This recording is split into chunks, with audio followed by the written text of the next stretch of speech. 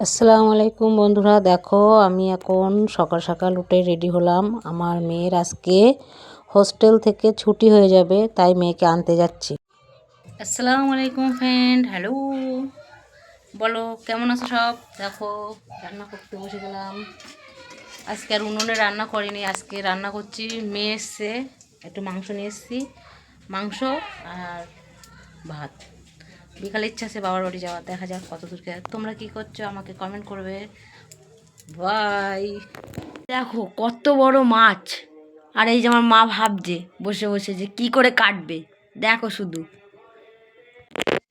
দেখো বন্ধুরা, এত বড় মাছ মেয়ের বান্ধবীরা দিল, মেয়েকে মাছ দিল, সবজি দিল।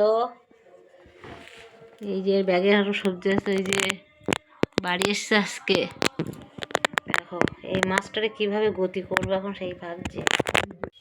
তো বন্ধুরা দেখো, আমরা তো ভাত বেড়ে নিলাম।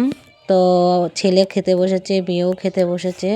মাংস আর হচ্ছে বেগুন ভাজা, এক টুকরো লেবু। তো তোমরা দুপুরে কে কে দিয়ে ভাত খেয়েছো আমাকে অবশ্যই কমেন্ট করবে।